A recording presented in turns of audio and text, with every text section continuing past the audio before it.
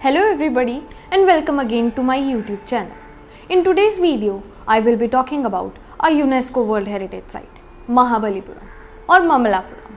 So, let's begin the video. It is a group of monuments that occupies a distinct position in classical Indian architecture. It marks up the high quality craftsmanship of this region. It is also known as Mamallapuram, named after the Pallava king, Narsimhavarman I, who was referred as Mahamalla or the great hero.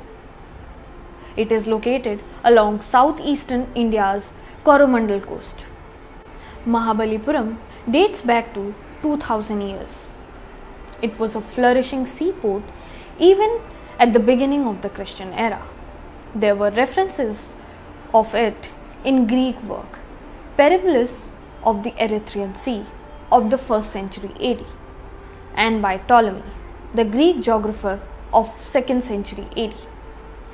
In ancient times, even before the Pallava came on the scene, this place was known as Malai or Kadamalai. Mahabalipuram was also served as a pilgrimage center.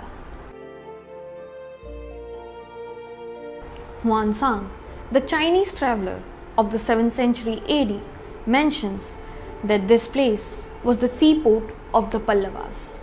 There are references of it in the European literature of the 14th century as a place of 7 pagodas or place of 7 temples. Many Indian colonists had travelled to Southeast Asia from this port town, and this place established trade relations with Roman even before it became part of Pallavas.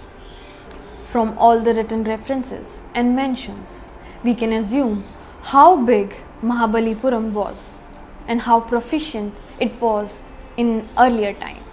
So, this was just a little preface about Mahabalipuram.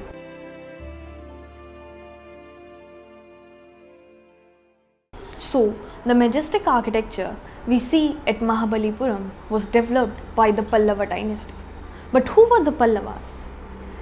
The Pallava was one of the 4 major kingdoms thrived in South India.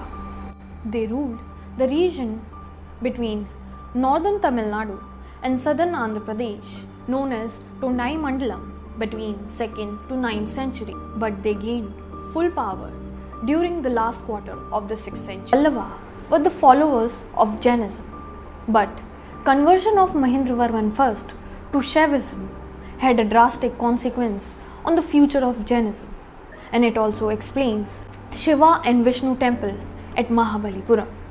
The kings, especially Mahendravarman I, Narsimhavarman I and Narsimhavarman II Rajasimha, were the great patrons of art.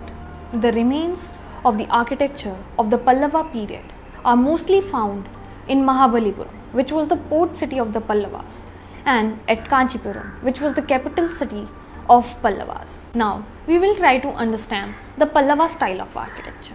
The Pallavas were the one who developed the Dravidian style architecture, utilizing natural landscape and carving them into structures, thereby making the ability of the Pallava craftsmanship universally known. And if we look at the Pallava style of architecture, it has a very distinctive style that is different from the Gupta period of the north. The faces of the human figures are oval in shape with high cheekbones and slender bodies with tapering limbs.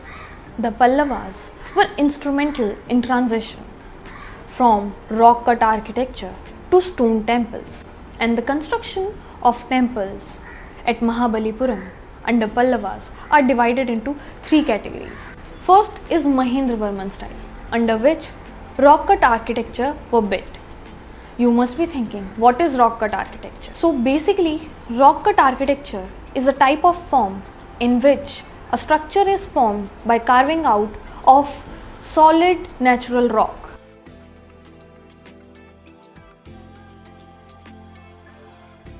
It was started by Mahendravarman I, but during the time of Narsimhavarman I Mamalla, new innovations were introduced in the rock medium in the form of cave temples. Examples are Vara cave, Trimurti Cave and Mahishmardini Cave. In Vara Cave, we see depiction of seated Gajalakshmi in a panel. In another panel, we see Vara raising goddess Earth from the ocean, known as Bhuvarva panel. In Trivikram panel, overcoming the demon king Bali, goddess Durga with 4 arms in another panel.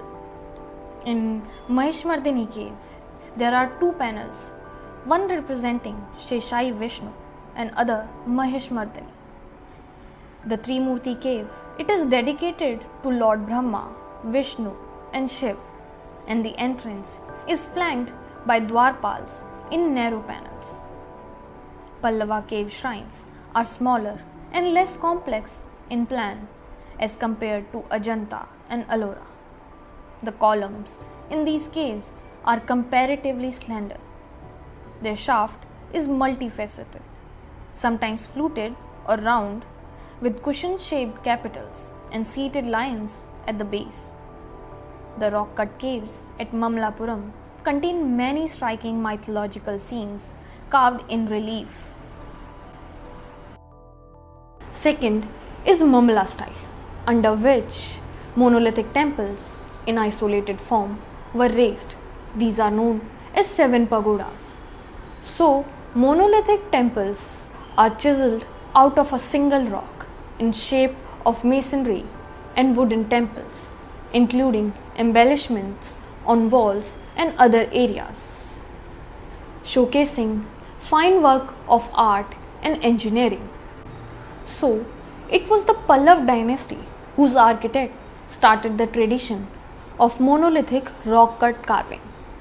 Example, Pancharath, as it is locally known as Rath, as it resembles the processional chariot of temple. These 5 monolithic temples are hewn out of a huge boulder. Now, let's try to navigate through Pancharath and understand how each Rath is distinct and different from each other. First is Dharmaraj Rath. It has a square plan, it has open porches and a terraced pyramidal tower. Its pillar shafts are supported by seated lions. Second is Bhim Rath. It is longitudinal in shape with a barrel vaulted roof and having Ektal Viman. Now comes the Arjun Rath. The Rath has simple structure resembling a small palace or a pavilion. It is carved over an elongated stone rock formation with a square plan similar to the Dharmaraj Rath. It is a Dvital Viman structure with pillared Mukhmandap. It is on the same upbeat or secondary platform as the Draupadi Rath next to it and lion carved in the front yard.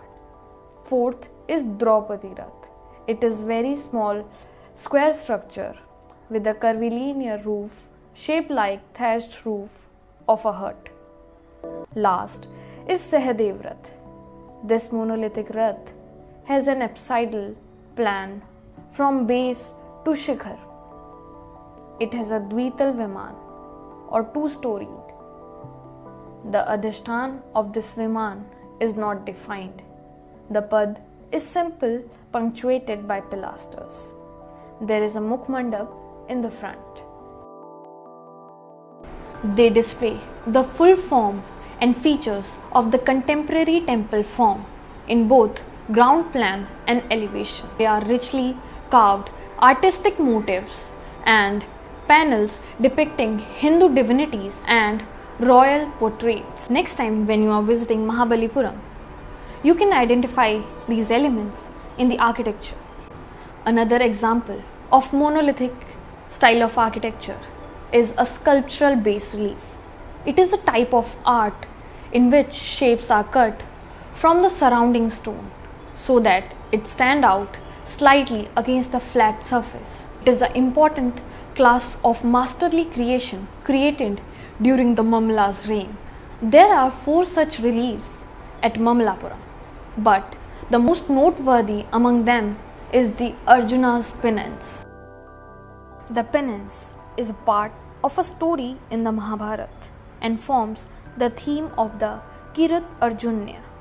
In this story, Arjun performs a penance to obtain Shiva's weapons. A boar is sent by some asurs to kill him. Shiva intervenes to protect Arjun, disguised as a Kirat or hunter. Both claims to have shot the boar, and a conflict erupts. Shiva wins and reveals his true self to Arjun. We see profusion of figures in the bas relief, people, animals, including elephants, all in near life-size dimensions. Another one is Govardhan Dhari, a huge bas relief in a hall where Krishna is lifting Govardhan hill to protect the cow herds and the cattle from the storm raised by Indra. The relief carving of the cave of Pallavas are generally shallower than that of Deccan. The main figures are slender, delicate and elegant, and they wear little or no jewelry. And now comes the Rajasimha style, under which structural temples were constructed. So, structural temples are built using multiple stones. Example is Shore Temple. King Rajasimha introduced structural architecture on a grand scale, laying out the Dravidian style Viman. But later addition we can see in the Shore Temple, for instance, the Nandi's figure on the outer enclosure.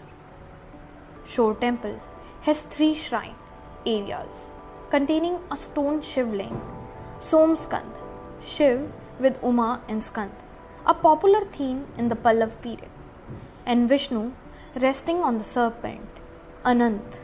So, the 2 shikhars at Shore Temple are terraced and slender, and the relief sculptures are there but corroded due to effect of sea aerosols.